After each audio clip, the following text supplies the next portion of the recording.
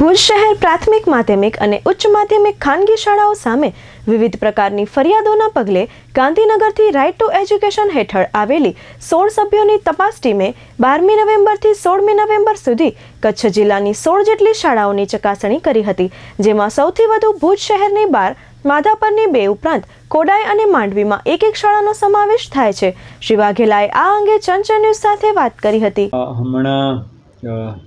ગત 13, 14, 15, 16 4 દિવસ કચ્છ જિલ્લામાં જિલ્લા શિક્ષણાધિકારી શ્રી સાબરકાંઠાની ટીમ તકેદારી આયોગની તપાસના ભાગરૂપે કચ્છ જિલ્લાની જે સેલ્ફ ફાઇનાન્સ એટલે કે સ્વનિર્ભર શાળાઓમાં જે કંઈ ફરિયાદ હતી એના સંદર્ભે તપાસ માટે આવેલી અને એ માટે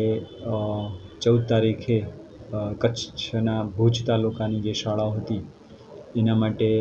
અમે એમની સાથે સંકલનમાં જોડાઈ અને જે યાદી મુજબની જે શાળાઓ હતી ત્યાં આગળ એમની જે ટીમ આવેલી હતી એ ટીમને ત્યાં સુચારુ રીતે એ શાળા સુધી પહોંચાડવા માટેના સંકલનમાં અત્રેની કચેરીની ભૂમિકા હોય અમે CRC કોર્ડિનેટર અને BRC કોર્ડિનેટર સાથીઓના સંકલનથી આખી વ્યવસ્થા કરેલ અને એ જ રીતે 15 તારીખે રજા હતી એટલે 16 તારીખના માંડવી તાલુકાની જે બાકી શાળાઓ હતી એ શાળાઓની પણ ત્યાં માંડવી તાલુકાનું જે અમારો તાલુકા એકમ છે એટલે ત્યાંના તાલુકા પ્રાથમિક શિક્ષણાધિકારી શ્રી અને BRC કોર્ડિનેટર શ્રી એમ સંયુક્ત રીતે આખું સંકલન કરેલું એટલે બંને તાલુકામાં અમારી એ રીતે TPO શ્રી અને BRC કોર્ડિનેટર્સની ભૂમિકાથી